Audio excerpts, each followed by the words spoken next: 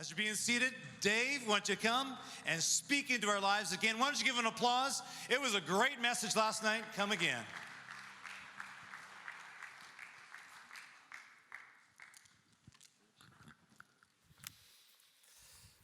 Oh, there you are. Nicely done. Thank you, sir. All right, good morning, everybody. I'll tell you what, I just want to say, one, as I've really, it's been a kind of a whirlwind, just a quick trip, but I've really enjoyed being here. I do want to come back sometime. I was telling some people I was here and back in Chicago, and they're like, oh yeah, you definitely need the vacation in Victoria. It's beautiful. But I also want to say, I've really enjoyed the interaction with you folks. I sense there is a genuine hunger to go like, you know what, I think God does have more for us, and I want to be a part of it. And so anyway, I just want to say thank you to that. And I want to say a special thank you to Jordan and Amy, who've taken good care of me. So let's give them a little love. Thank you, guys.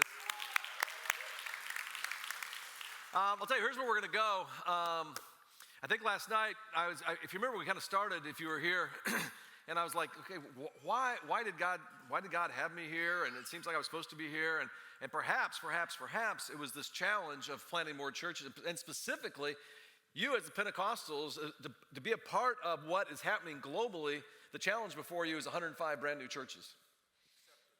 Yeah, okay, we'll see. Challenge. Well, here's the problem, Ken. I actually was informed, okay? I actually got my math wrong. Oh, yeah.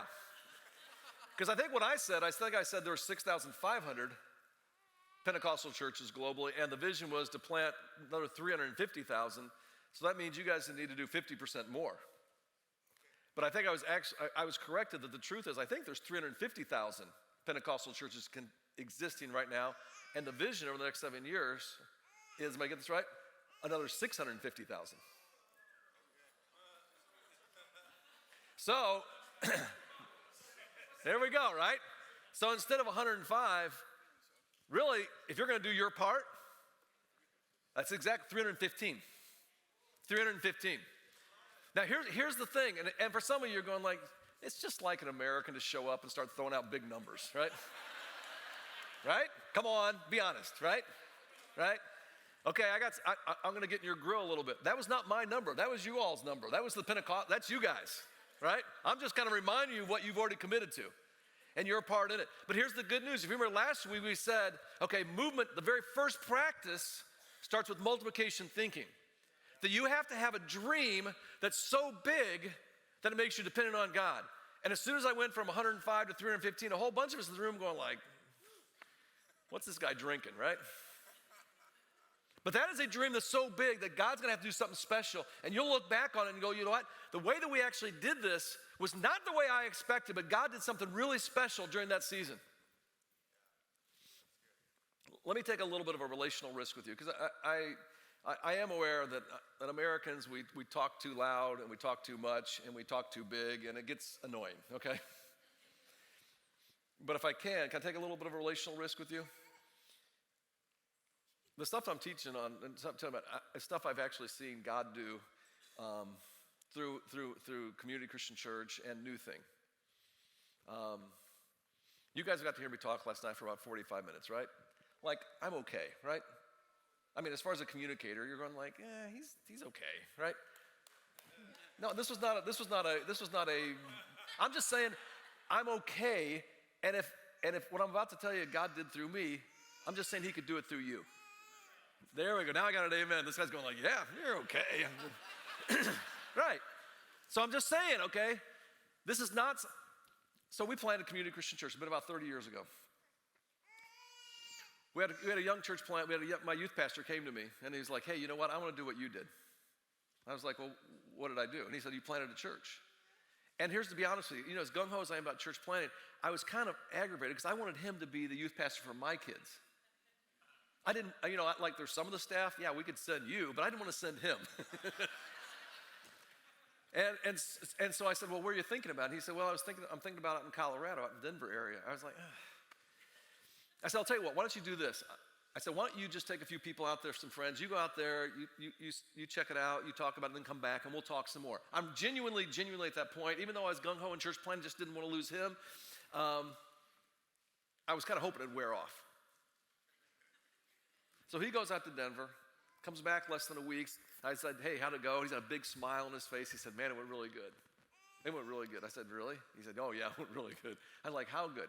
And this never happens, okay? So this never ever happens. And we hadn't planted any churches up to that point. We talked about it, like maybe some of you, all right, we talked about it, but we actually never did it. In that short week and a half, he raised over $200,000. I know, that's a lot of money, right? And he's like, we raised over $200,000. He connected with a few churches out there. And I was kind of like, oh, gee. It was so clear that God was at work, I knew that I had to bless this thing. So I got him up in front of our whole church, him and his wife, and I said, here's what's going on. He wants to go plant this church in Colorado. They went out there, they checked it out, they talked to a bunch of churches out there. He's already got, $200 to close to $250,000 to actually plant this church, and then other churches beyond that. I said, some of you all, like this is our church here, I said, some of you all need to go with him. Some of you need to go with him. We had 35 folks that quit their job, sold their homes, and moved to Colorado. Or transferred schools in college, yeah. Just because, I suggested it. Right? Well, that went so well, actually, that the next year then we planted one in Southern California. We're just doing one at a time. And then the next year after that, we planted one outside of Detroit. The next year after that was New York. The next year after that was Boston. And then the next year after that was Knoxville. And we just kind of kept doing one at a time. And then we called it, we gave it a name because we named things. We called it New Thing. Isaiah 43, God's doing a new thing. And we called it our New Thing Network. And basically it was an excuse for a bunch of us that were friends just to get together in whatever city every year to hang out and have fun. But we'd always talk church planting because we were all wanting to plant more churches. And I remember we went from kind of not only reproducing churches, but we started little networks, like 4 to 6 folks who would just get together every month.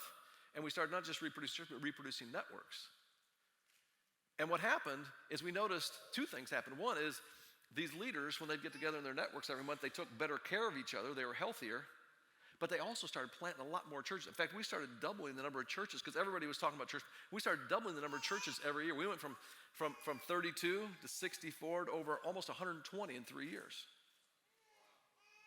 The same guy I told you about, Sam Stevens, who planted 100,000 churches. When I got a chance to ask him, I said, hey, here's what we're doing. We're not only reproducing churches, but also reproducing these little networks that are focused on church planting. And he told me this. He said, oh, Dave, networks are the backbone to movement. That's what we've been doing. These little networks, that's the backbone to movement. And I'm telling this story because, and again, I'm going to throw out a big number. But again, I hope you understand that I think this is only about God's grace and God's goodness. And because I want you to know, I'm telling you, it can happen through you guys and ladies. So we just kind of keep doing that, planting churches and planting more networks. So last year, okay, so we're like 18 years into it. We were at the end of last year. It's more this year, but at the end of last year, because we keep track of things. We're in 47 countries, and we help plant over 9,000 churches. Okay, and that's because God's just really.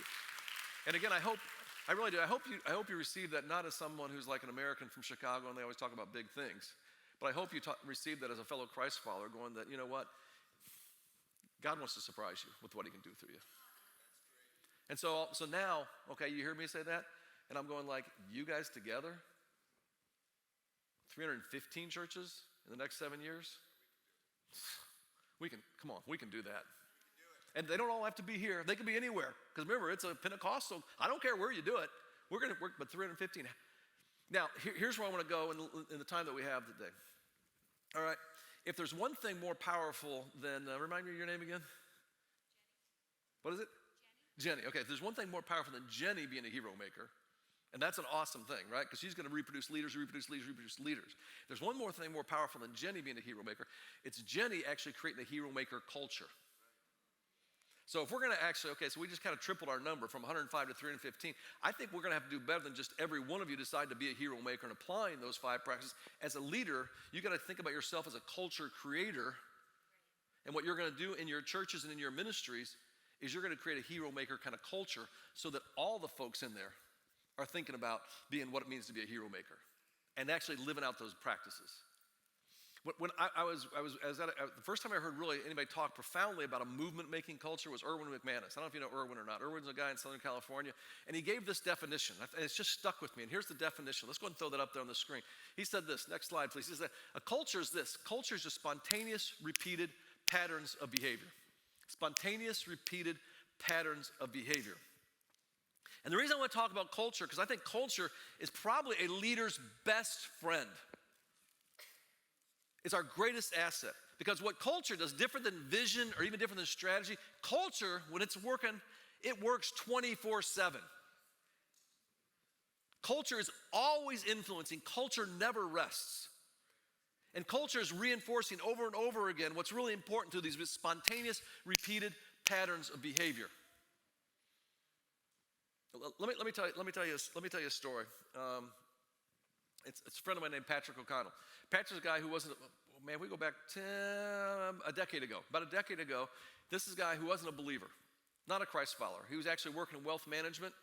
His wife, Nancy, starts coming to Community Christian Church, the church that I'm the pastor of, because some of her friends had at their invitation, and they were going through some stuff, Patrick and Nancy were, and she was struggling, needing some help, needing some hope, and so she starts coming. Not only does she come, but she also joins a small group. She gets to the place where she goes like, I think Jesus is who he said he is, that he is God, that he's Lord, and needs to be the leader of my life. She makes the decision, Nancy does, Patrick's wife, that she's going to be baptized.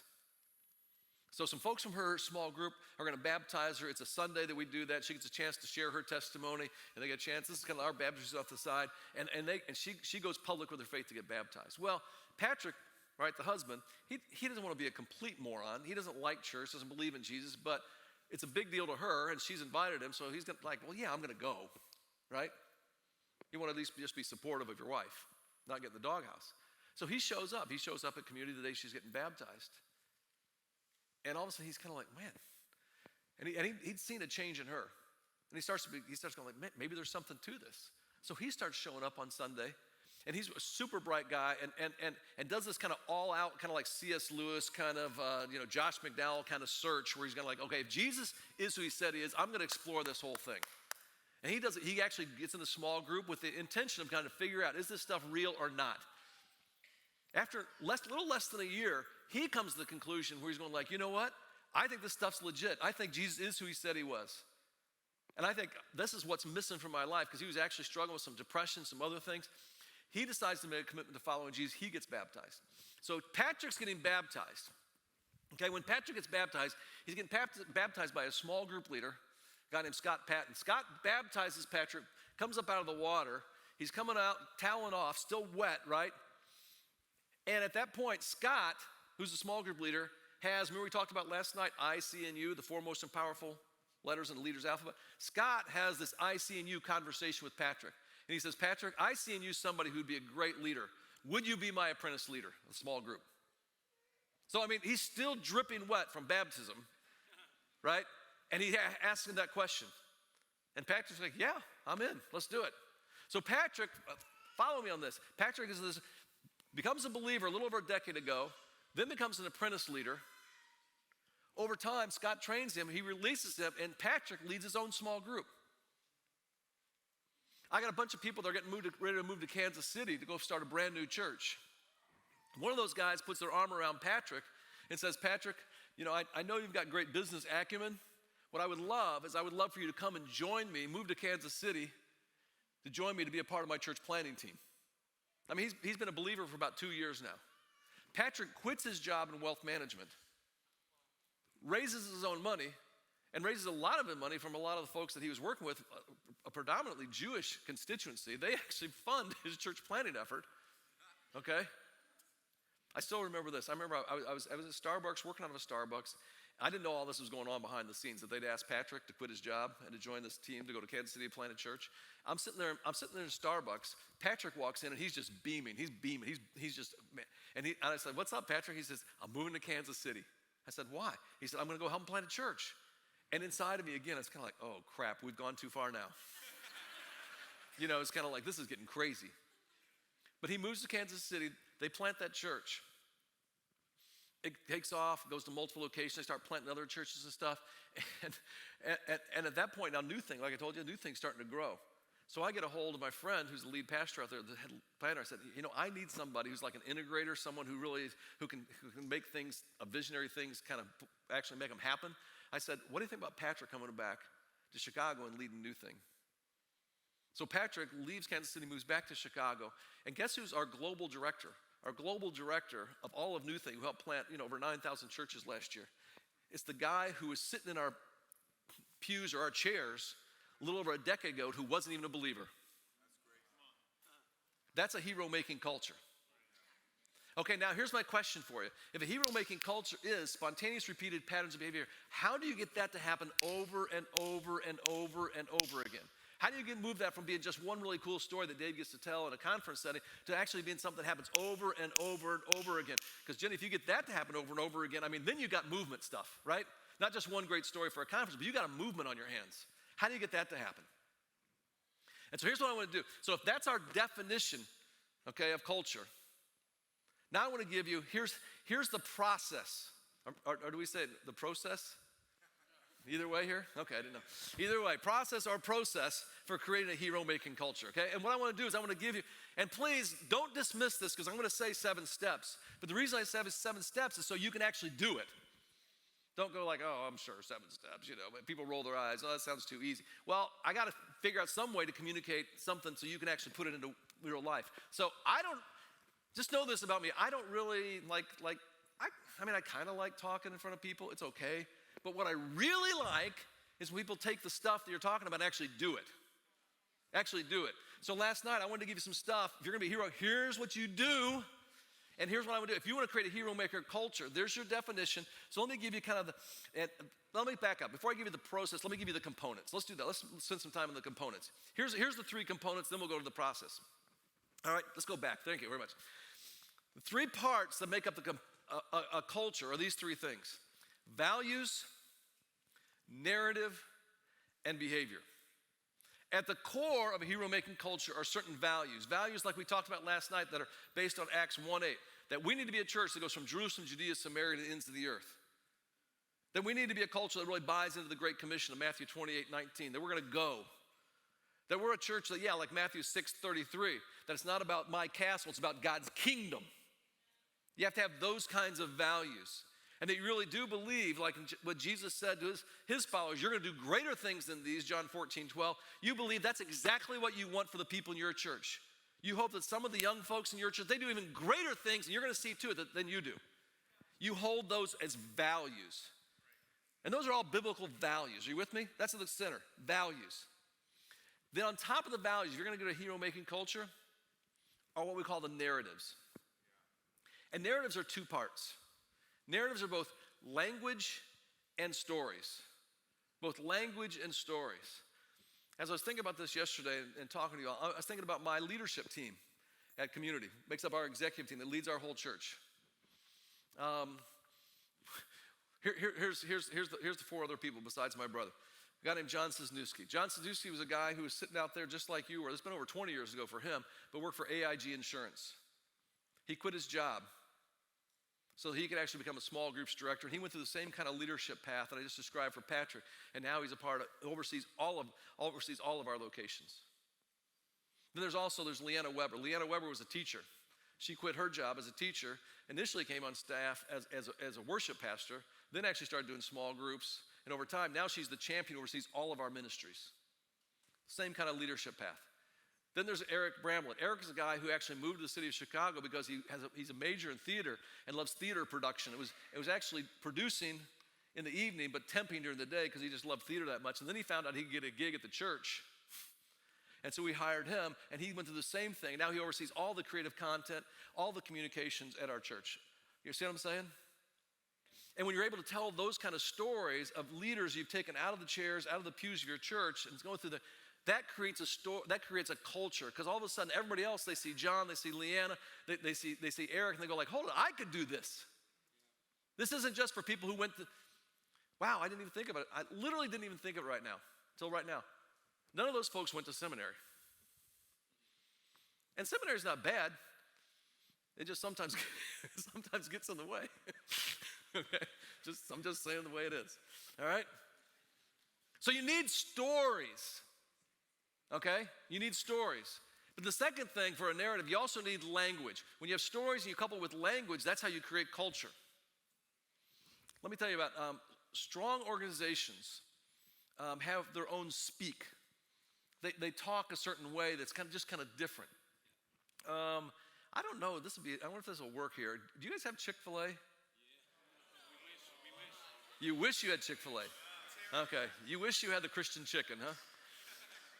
Well, let me see. You guys have maybe you've been to Chick-fil-A enough in the States. Let's see if this works. So you go into Chick-fil-A and you order your chicken sandwich and you order waffle fries. They hand it to all the sauce. Yeah. Anything else you want to order? Chicken strips. Okay, we get chicken strips for you. So that they hand it to you, and you go like, "Oh, thank you very much." What do they say back to you? My pleasure. That's exactly right. Did you hear what they said? My pleasure. My pleasure. I don't know what it is with Chick-fil-A. Maybe it's because it's based out of Atlanta, but it's got kind of a southern twang. Even if they're in Chicago, my pleasure. You know, they all say it. My son actually worked at Chick-fil-A for part of a summer. And just for kicks, we decided to go into Chick-fil-A just to see him, doing his thing and everything. And he brings our food over to us. I said, thanks. And my own kid, looks at me and goes, my pleasure. And I'm like, he never says my pleasure. What's up with that? And I pulled him aside later on. I said, okay, Caleb, I got to ask you. So I said, thank you. And then you said my pleasure. I said, did they train you to say that? And he's like, no. He said, it's just like everybody else does it. And pretty soon I started doing it. And at best I can tell, I might be wrong, best I can tell because I've checked with some other folks, it's not in their training manual. It's just a part of their culture. If you hang around other Chick-fil-A folks, you get socialized into saying my pleasure. There's a speak about it. In fact, I kind of have fun now. So when I go into a Chick-fil-A, I have a game that I play to see how many times I can get them to say my pleasure. So far the record's 14. So next time you're in the States, just try it, okay? See how many times my pleasure. They can't help it. They just, okay? And what you're going to notice about a strong culture, okay, there's going to be certain words. There'll be certain words that you'll hear over and over again. And maybe you even notice that some of them speak, like I talk about an apprentice. I talk about a leadership resident. I talk about a leadership path, right? There's certain speak that even I have. And you're going, oh, that's different. And what happens if you're going to create a strong culture? Yes, you have these strong values that are biblical values.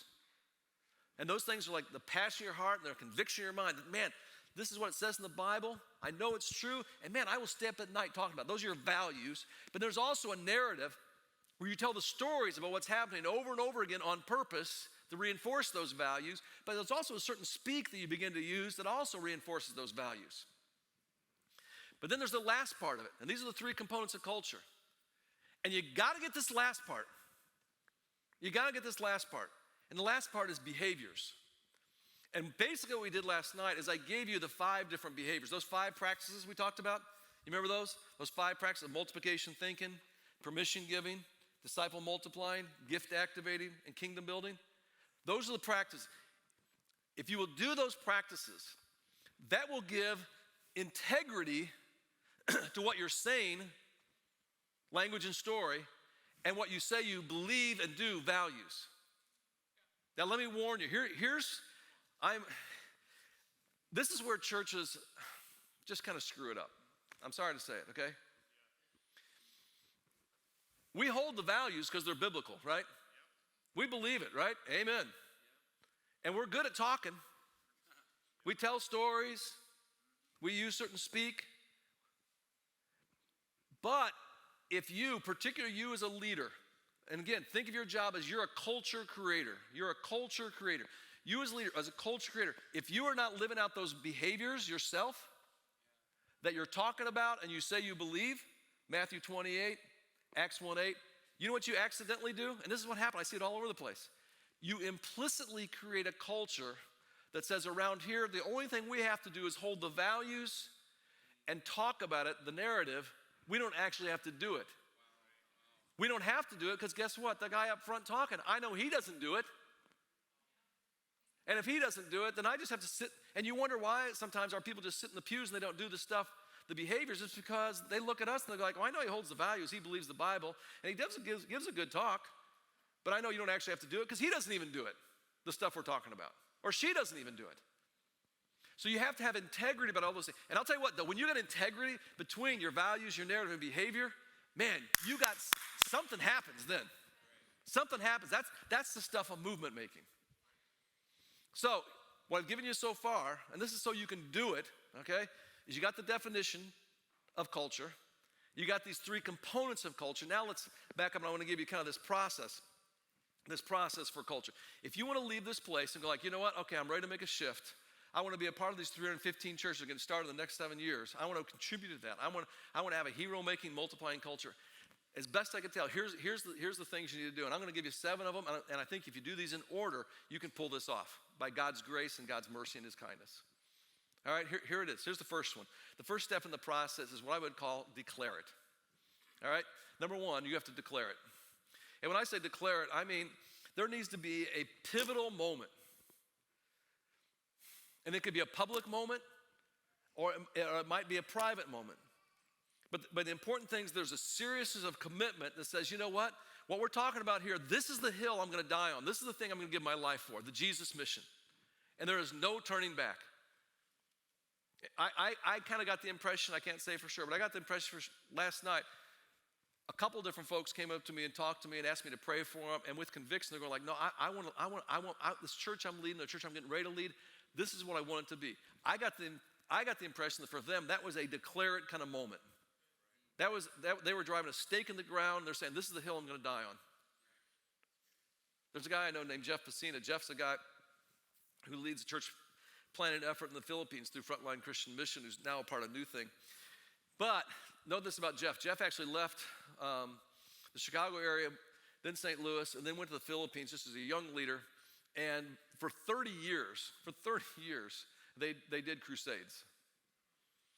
And there were, upwards of close to 1 million people that at some point during those crusades raised their hands and said, I want to follow Jesus. But he began to look over his shoulder and he says, you know what? Those seem to be a lot of awesome moments, but it doesn't feel like it turned into a movement. And he said, you know what? I think we need to do something different. And they'd started one church. Lots of crusades, helped lots of kids, but they'd started one church. And they decided that in order for him to have a lasting impact, it was like a declaring it kind of moment where he says, from now on, our efforts are going to be on multiplying churches. And he began to, as a hero maker, invest in a couple guys, one guy named Max and another guy named Raleigh in the Philippines. And now here we are, it's like 7 years later.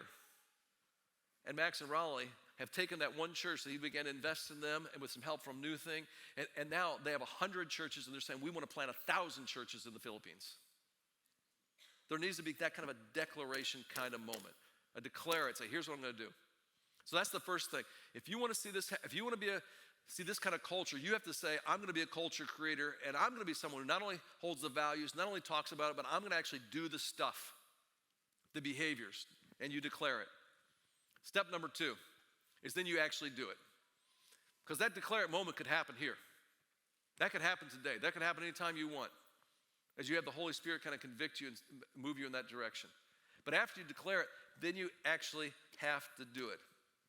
Now, here, let me warn you, because we got a lot of folks in here. How many of you teach on a regular basis, whether it's children or students or adults? Let me see, show of hands, people that teach on a regular basis. Okay, a lot of folks that teach, and there's a demand. You have to come up with some content to teach folks.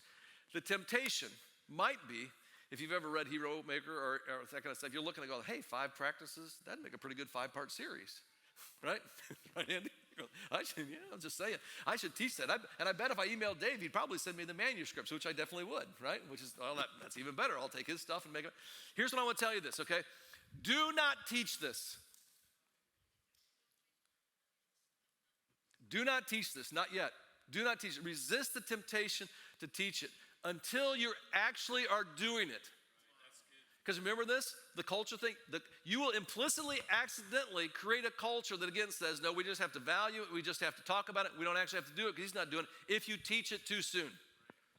So don't teach it too soon. Instead, you begin to do it. And here would be my simple advice on this. And you're going, okay, do what? Because I had someone, I think, come up to me and say, who was it? Somebody come up to me and said, hey, okay, I'm getting ready to move into this spot. I'm going to be leading this thing. If you just had one thing for me to do, what would you do? Here's the one piece of advice I'd give you. If you want to shift and begin to do this stuff yourself. The 5 practices, yes, but here's one thing. You begin to apprentice someone at the smallest level, okay, of your ministry, and then also at the highest level of your ministry's influence. If that doesn't make sense, let me explain it to you. So, for example, I guess I don't know you guys well enough, but I'll just make it up. Okay? You're a lead pastor, and you're going, okay, I want to make this kind of shift. I would say if you have small groups or missional communities, that's your smallest organizing principle, you need to lead a small group. Okay? We got a church of several thousand people with multiple locations all across the city of Chicago. I also lead New Thing and Exponential. I have a Tuesday night small group, and I have an apprentice leader. You need to have that. You need to do that. Because what it'll do, it gives integrity to the whole thing, that the thing you're challenging everybody else to do, you actually do the stuff. And you'll be, when you're teaching, you'll be able to work that into your illustration story. But you know what? The truth is you need to be in a small group anyway. You need that kind of community for your own health. You're not that big a deal. Okay? So you need to do it. But now here's where you're going like, oh my goodness, you're going to kill me. Now you just do that. But then as your church grows, okay, and your influence expands, you let everybody else do all the other stuff in between. And then I'd say, like, maybe on the other end, the largest level, you might have a leadership resident, someone who comes in, you're going to train, or one of your staff who you're going to bring alongside you to plant a church. Does that make sense? So you lead at the smallest level, you lead at an apprentice at the highest level, apprentice at both of those, somebody, but you let everybody else do everything in between. And that is manageable. So for me right now, I'm at a place where, I continue to actually apprentice someone as a small group leader. I think it's important for the integrity of all the stuff I'm talking about that I do that. But then I've skipped everything in here in between, and actually I'm at a place now, like through Exponential, we started Exponential Europe and Exponential Australia. We just had our conference in Europe and also in Australia, and there's 2 guys there, kind of Oyvind and also Tim O'Neill, that I'm actually working with them to help them expand their influence. So the smallest and the largest. Give me a little nod if you're with me on that. If you do that, okay, that's the do it part. That's the do it part. Okay, step number 3, you declare it. Okay, driving a stake in the ground, things are going to change. I'm going to start doing this stuff myself. I'm not just going to talk about it or hold it as a value. But thirdly, then you brand it. Now, this sounds business-like, and forgive me for that, but just maybe I've garnered a little bit of trust. Go with me for a second in this, okay? The reason I say you need to brand it is you need to put some language around it that makes it sticky for folks. Now, if you're leading a church that's probably less than 50 people, then you probably don't have to worry about that so much, because it can mostly happen through conversation relationships. But once it gets beyond that, okay, you need some kind of almost like a memorable slogan and a communication strategy. And my experience has been that this hero maker thing works. Here's the deal. I say hero maker, and especially when we first started talking about this, a lot of people would lean in, oh, what's hero maker? I don't know what that is. Maybe that's something I need to understand. I mean, the more you listen to me, hero maker is just disciple making at a leadership level, right? Right? But if I told you guys, I want to talk to you about disciple making at a leadership level, you guys wouldn't pay attention to me because you think you already know that. Right? But a hero maker, oh, I want to do that. So you have to, because some people, they think they know, but they don't know. And so you need to package it up a little bit different so they listen to you differently. And this branding part also includes the narrative and also the storytelling. So you're going to start using terms, like we use the term apprentice at Community. You can figure this out for yourself way more than we ever do disciple. Because most people in church, if they've been around church, they think they know what it means to be a disciple. Because that means I go to the 101 class, then I go to the 201 class, then I go to the 301 class, then I go to the 401 class, and I'm a disciple. Well, yeah, you've been through, a year worth of classes, but what are you doing? We like the term apprentice because apprentice implies you're both learning so that you actually do the stuff. And then pretty soon, you actually do it all by yourself. So we use that kind of terminology. We talk about interns, talk about leadership path, leadership pipeline. You heard me talk about IC&U, right? That kind of stuff. And so I would just suggest that if it's an organization that's more than 50 people, you ought to think about, okay, how do we actually brand this in a way that tells people, hey, we're setting a new course as far as the culture of our church. All right, so number 1, first thing you do is, okay, you declare it. Things are different starting today. Then tomorrow, you start doing it yourself. Third, you begin to think about how am I going to communicate this? I might have to brand it a little bit different so I get an aha from people so they want to lean into it. And here's the fourth thing, okay? And again, thank you for not teaching it yet. Don't teach it until you get to the fourth step. And then the fourth step is teach it. I would suggest, and again, I'm trying to be as practical as possible. If you're a church lead pastor, it'll probably be at least 12 to 18 months before you should ever teach this. 12 to 18 months before you should ever teach this. Unfortunately, that does not sell a lot of Hero Maker books. But it's just what's best for you guys. All right? So you wait 12 to, and part of the reason you wait 12 to 18 months is because here's what you want. How many of you are familiar with the innovation curve? Innovation curve? There's an innovation curve that says if you get like 16 to 20% of folks doing something, it'll influence the whole. If you get 16 to 20% of the folks doing something, it'll influence the whole. I remember a conversation I got to have after Tim Keller spoke at Exponential, and Tim was talking about that in New York City. If I could get this percentage of people in New York to become believers, it'll influence the whole. He's talking about a tipping point. Malcolm Gladwell wrote a book called Tipping Point. I remember back in the day, Chuck, who's the guy, Prison Fellowship? Chuck Colson. Chuck Colson did this thing called Prison Fellowship, and he would look at different prisons, and he'd say, you know what, if I can get this certain percentage of the inmates to be followers of Jesus, it'll change the whole culture of the prison. So here's what you need to do, and again, very strategic. Not only do you need to do it, but you need to think, how do I get 16 to 20% of the folks in my church doing it? And here's the 16 to 20% that you need. You want your staff doing it, and you want your key influencers doing it. Now, if it's a church of 50, then you're going, okay, what's that? That's about 10 of the folks. If it's a church of 100, it's about 20 of the folks. Church of 1,000, now I need about 200 of the folks. So you need to think strategically, who are my staff, and who are my leaders and key influencers?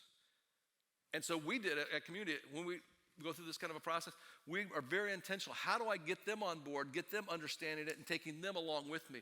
So when you teach it, here's what you want, Andy. So when you get up here and you actually teach this stuff, because we're shifting culture, you want the 20% of your folks, the staff, your leaders. When I say leaders, I'm talking about small group leaders. I'm talking about your student ministry leaders. I'm talking about your kids leaders. I'm talking about arts leaders, those people, plus key influencers. And those might be donors or just people kind of have sway with people.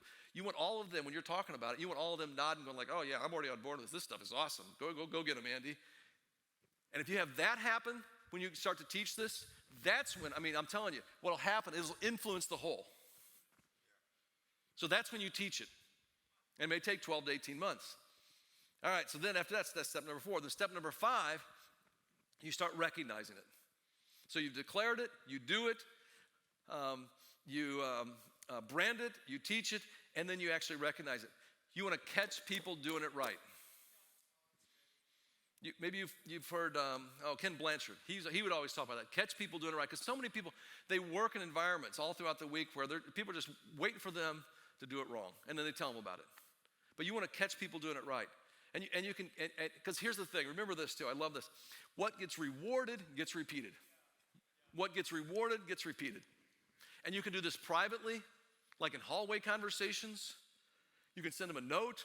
You send them a text, an email, or I'll tell you what. These days, what really works is kind of funny. It's like a good old-fashioned letter. Anybody ever get a letter anymore?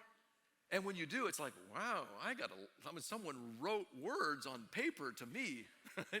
It's like, and if you're the pastor or you're an influential leader in your church, that's a big deal. And they will hold on to that. They will set that aside. They'll keep that somewhere. You can do it privately, or you can do it publicly as well, too. You can do it in meetings. You can do it in gatherings. You can use people in teaching illustrations. You can have moments. You can do it on social media. But catch people doing it right. That's how you reinforce the culture. All right, then step number 6. Step number 6 is this. And this is probably the hardest of them all, and maybe particularly for this kind of a group here, and that is this: repeat it. Those 5 things we just did, you have to do them over and over and over and over and over and over and over and over and over and over and over again. Because here's what's going to happen. You're going to get bored with it. You're going to get bored with it. You're going to like, oh my gosh, if I have to say Hero Maker one more time, it's just like, I can't take it anymore, right? I can't take it. But I'm telling you, this is just the way it is. About the time you are just sick and tired of it, sick and tired of it, sick and tired of it, okay, that's when it's starting to sink in and starting to change and culture's starting to be created. Just don't be distracted by everything that's shiny and new, because what we're talking about here, I already kind of clued you in. We're just talking about disciple making at a leadership level. This is the Jesus stuff. We just gave it a different name, right? So don't let boredom, I'm telling you, boredom with this is your enemy, and intentional repetition is your best ally. So repeat it, repeat it, repeat it, repeat it. And then here's the last thing then, okay? And after you've done those things, then you institutionalize it. And that kind of sounds like a bad thing, but in this case, I think it's a really good thing. And when I talk about institutionalizing, I'm talking about all of a sudden now it starts to show up on the walls of your place. Because it's a value that you've bought into, that you talk about and you actually do. It shows up in your annual calendar. It shows up in your budget. People rearrange their life for experiences like this, for one-on-ones, to be apprenticed. They show up to be commissioned, right? Those kind of things happen. They know that you got money in your budget for a leadership resident to come and hang out with you for a year, and then go plant a church. You're actually giving money, a certain percentage of your money to church planting. It shows up in all those things because now it's a part of your institution. And I'll tell you, when you do those things, when you understand the definition, you understand those three components, and you do each of those 7 things, I'm telling you, you can create a culture where this happens over and over and over and over again.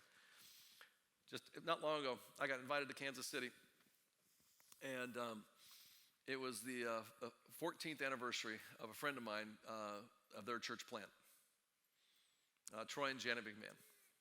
Troy and Janet,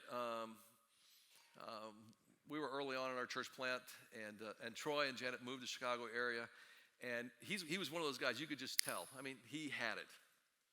He was kind of a golden boy working for General Mills on the fast track, and so very quickly I asked him to be the apprentice leader in my small group. And he was the apprentice leader in my small group, and we would actually go out for breakfast once a week, and I would kind of invested in him, and in almost no time at all. I mean, it was probably 6 months, you could tell, and he was already a believer. I mean, he had it. And I turned over that small group to him, and I began to coach him. And he led that small group. And not only did he lead that small group, but he also, because again, culture, spontaneous, repeated patterns of behavior. What do you think Troy did? Talk to me. That's right, he had an apprentice leader, because that's what we do around here. He didn't know any better. People become unconsciously competent, right? Especially non-Christian folks, because when they show up at your church, and they're going like, oh, well, I guess everybody gets an apprentice. That's how it works around here. They just start doing it. They do the stuff. And so he did. He had an apprentice, and pretty soon he reproduced that. And not only did he reproduce that, but he reproduced other small groups. He started coaching.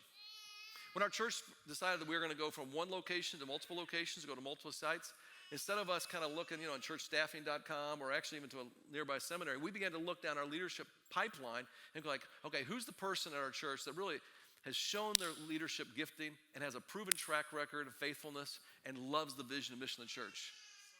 And we said, you know what, let's ask Troy to do this. And so we had Troy, and really it was just a handful of folks. But he took that handful of folks, and by the time we launched that second location, we had hundreds of people show up at that second location to follow him. He quit his job at General Mills. He raised his own support. I'm telling you, people will do crazy stuff if you ask them. Okay? He raised his own support, started our second location, and then you fast forward a few years later, he comes to me and he's like, you know what? Just like that youth pastor, the first one, he said, you know what? And he was a kid from Kansas. He actually played a little bit of football at K-State, Kansas State University. He said, you know what, I think I'm supposed to go move to Kansas City to plant a church. And this is where it's hard. You heard about gospel goodbyes? Like, I love Troy. In fact, today's Troy's birthday. So I sent him a nice text today, just told him how much he means. He's one of my best friends, and we still get together routinely, right? It's sad. It was sad for him to move from Chicago. But he moved from Chicago to Kansas City. Actually, remember I told you about Patrick? Took Patrick with him, okay? They moved out there, took some other people, and a whole bunch of our money. Oh, my goodness. And they planted this church in Kansas City. That church in Kansas City now has 3 different locations. Not only 3 different locations, but they've also helped start 3 different networks out there, small little networks that are reproducing. When I went out there to celebrate their 14th anniversary, they've now helped plant over 50 churches in the Kansas City area. You see how that works? When you create a culture, a hero-making culture, and honest to goodness, I think they do it. We just had a new thing gathering, and they had this young couple that they brought in that had totally bought in, and we're like I was talking about unconsciously competent. I mean, they're talking about, hey, we plant this church, but we also want to plant another church next year. It's kind of like it happens. It happens. And I'm telling you, okay? 315 churches. And again, if you're not a numbers person, I'm a numbers person. If you're not a numbers person, don't think about 315 churches like a number. Think about the people. Okay? Think about the people. The people are going to be lost, they're going to be found. The people whose marriages are hopeless are going to be thriving. The people who are struggling to be parents in a crazy kind of culture who are going to find some hope and direction for human flourishing. Think about the communities that needs to be transformed. We're talking about 315 of those kinds of things. I'm telling you, my experience is why I hope I can speak some faith into you guys on that particular topic, because you guys are doing some awesome stuff, okay? I'm telling you, you can do this. All right? All right. And I think as Jerry Seinfeld said, that's all I got to say about that. All right? Love you guys.